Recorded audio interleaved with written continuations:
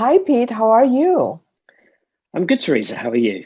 Okay, good. I'm so glad we have this opportunity to catch up with one another and talk about our favorite topic, digital commerce. What's happening in digital commerce around the world, right? So, Absolutely. yeah. So, Pete, tell me how you're doing and what's new in your world. Business is good. B2B commerce in particular is big in demand. And, I think companies have had to really adapt very quickly in the last 12 months. And what we're seeing is they're not going back to the way they did things before. They're sticking with digital as one of the key channels that they want to engage Hmm. with customers. Yeah, yeah.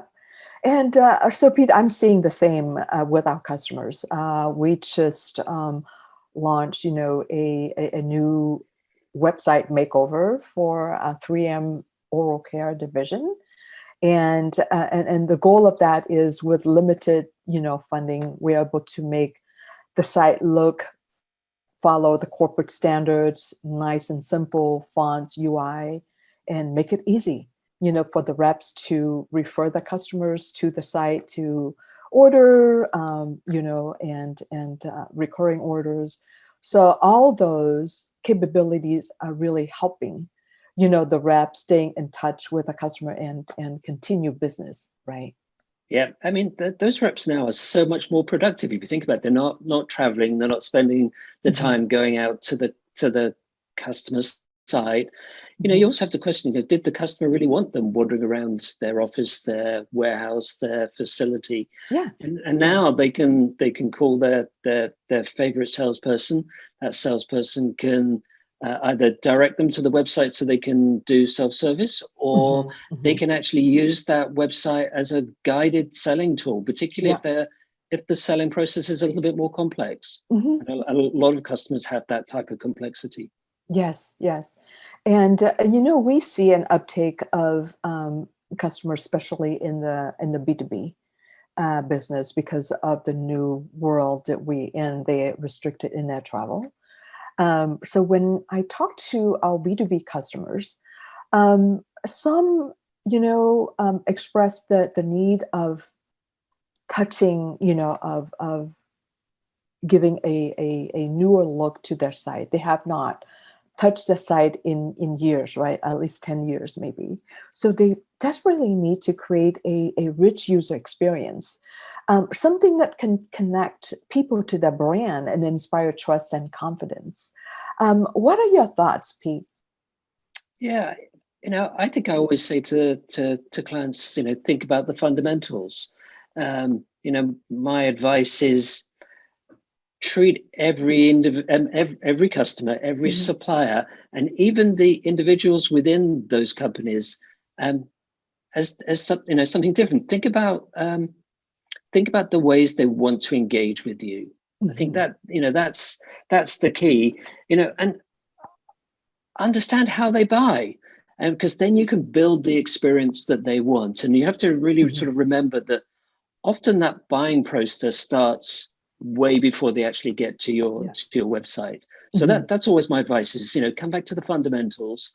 think Mhm. about think about the process. I still remember an article I read, I don't know, maybe 15 years ago. Then it was about stapling an order to your back and following that order all the way through. Mhm. It's that sort of mentality that you need even in the digital areas, understanding how your customers buy from you and what they need, and how they want to interact. Yes, yes.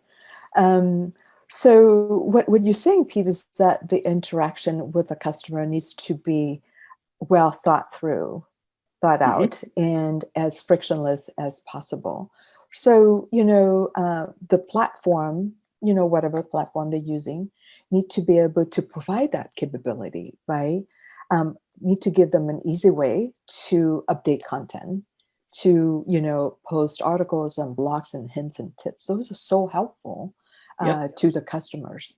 So, what do you think about that? Is that a something that HCL Commerce is working on providing that capability? Yeah. Again, I would sort of look at speed and consistency.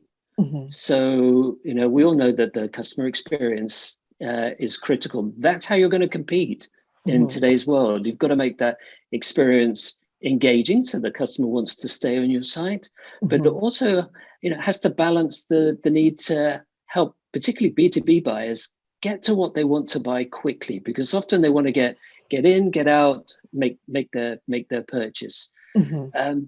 So in order to make that engaging, you need the tools or the solutions that allow you to leverage content. Mhm. And that content could be as simple as pricing, and particularly in the B2B world, contract pricing, being able to manage that and manage those changes quickly and easily without the need from IT.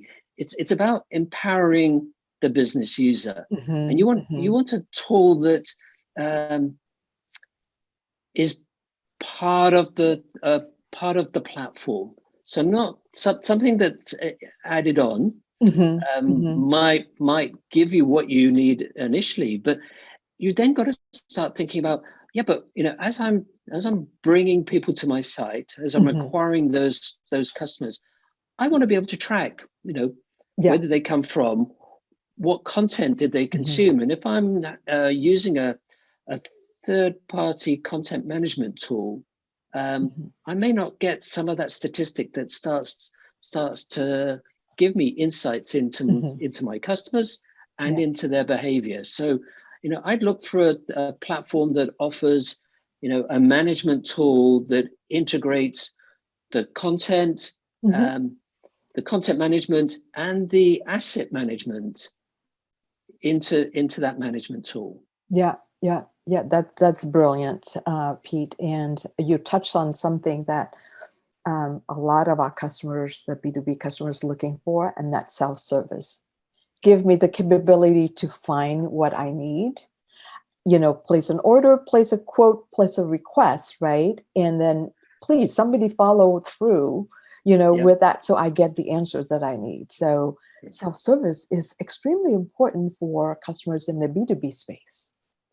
Absolutely. I sort of touched on the life cycle of a customer when I was talking about acquire, and then you engage, and then you Mhm. convert, and then hopefully you're going to fulfill that order in a timely fashion. Um, but the customer wants to have the self-service tools to go through that journey.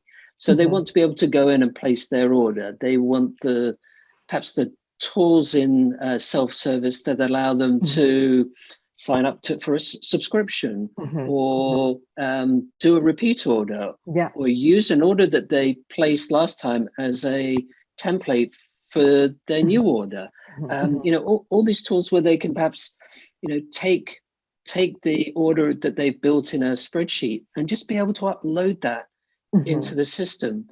And then there are perhaps the more sophisticated customers that you have, that they have a procurement system that they want to use to place their order, and they want that to actually drive the interaction to your website. So they need to be able to punch that order out to your Mhm. commerce site. Yeah. So again, it brings it back to when we were talking about the fundamentals earlier. It's Yeah. understand your customer and understand how they want to buy from you. Mhm. Mhm. Yeah. Yeah. Great.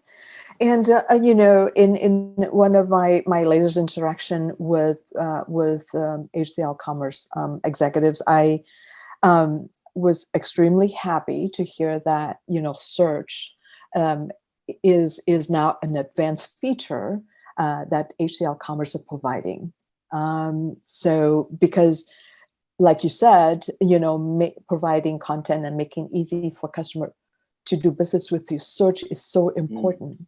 So can you share your thoughts, Pete, on that capability Oh on yes, the I think platform? it's one of my favorite subjects, because if you Mhm. think about it now, you know the buyer's changed and their behavior has changed. I mean, they used to come in and they were willing to go through a series of navigation and categories in order to Yeah. find what they want. I mentioned earlier that B2B buyers, we're all constrained time wise. We want to get in, order, get on with our jobs, and Mhm. so you want search to be first and foremost on the screen. You want it easy to find, Mhm. but then you want it to be sophisticated. You want it to be intelligent. You want it to learn, so that maybe something that I searched from before, it actually starts thinking ahead and typing ahead and offering me options. It needs to be able to search the way that I want to search. I'm used to going to Google and typing in, a sentence and have it interpret. I'm looking for a widget that plain does English.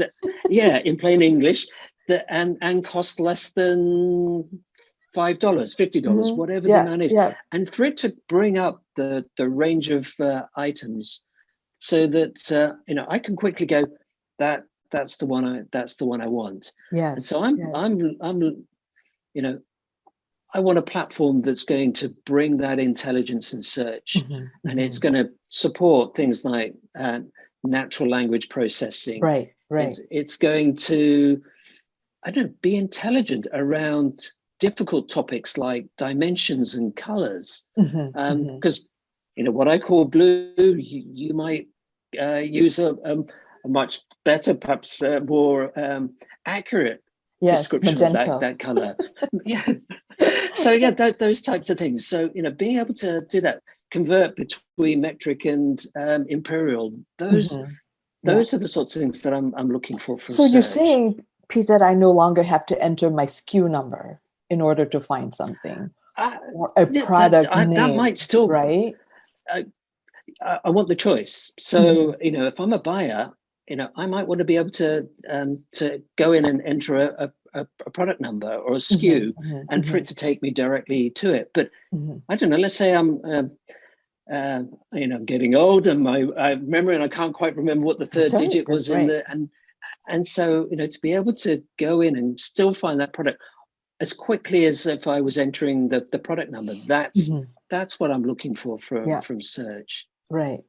Great, Pete. So I'm very happy to hear that we've come to the point where we are helping the user actually find things, right? And instead of requiring them to, give us the minimum, which is like either a keyword or a product name. So exactly. That's great. But then I also look at the flip side. So we've talked a lot about the customer, but